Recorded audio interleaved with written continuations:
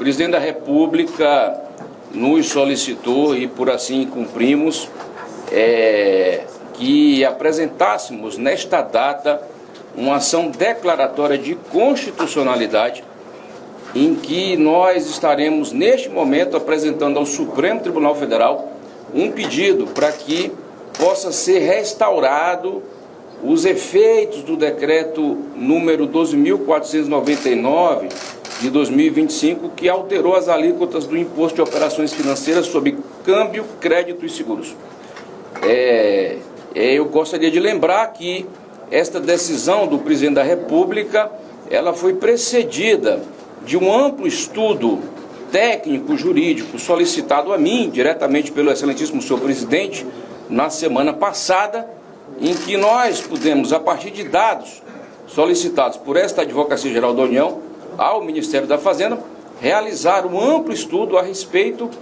da tramitação da proposta de decreto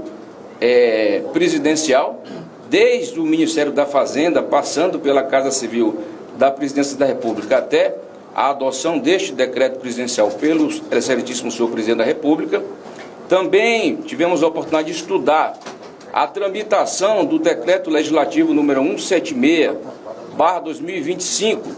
que culminou com a suspensão dos efeitos do decreto presidencial número 12.499, e a avaliação técnica dos nossos advogados, e que foi evidentemente submetida ao senhor presidente da República, foi que a medida adotada pelo Congresso Nacional acabou por violar o princípio da separação de poderes. Então, qual foi a medida que nós adotamos nesse momento? A Advocacia Geral da União apresentou uma ação declaratória de constitucionalidade. A ação declaratória de constitucionalidade é uma medida necessária para que o Supremo Tribunal Federal possa apreciar a correção, a adequação do ato do chefe do Poder Executivo à luz do artigo 84, inciso 4º, artigo 153, inciso 5º, parágrafo 1º da Constituição Federal, que alterou, dentro dos limites e condições estabelecidos pela própria Constituição Federal, especificamente com base na Lei 8894 de 1994, que é a lei que criou o IOF, as alíquotas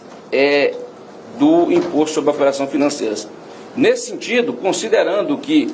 a ação declaratória de constitucionalidade visa exatamente preservar a integridade, a rigidez do ato praticado pelo chefe do Poder Executivo, a conclusão lógica é que este decreto continuaria válido, portanto, ele não poderia ter sido de modo algum suspenso por ato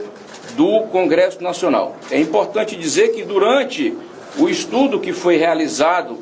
pela Advocacia Geral da União, nós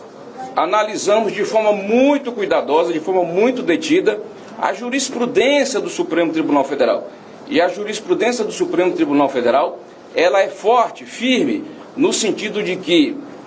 o Congresso Nacional, ao utilizar o dispositivo do artigo 49, inciso 5º da Constituição Federal, que é uma competência própria do Congresso de sustação de atos do Poder Executivo, atos de natureza regulamentar, só poderá fazê-lo em caráter excepcionalíssimo, de modo restritivo, mediante a flagrante, a patente inconstitucionalidade. De outra forma, é dizer, tendo o decreto do presidente da República preservado a sua integridade, não poderia prevalecer, evidentemente, o decreto legislativo que o susta. Portanto, a nossa conclusão é de que o decreto presidencial que alterou as alíquotas do IOF é um decreto constitucional, válido, rígido, portanto, e que não poderia ter sido objeto de PDL, ou seja, objeto de decreto legislativo de sustação de efeitos de natureza regulamentar próprio do Poder Executivo.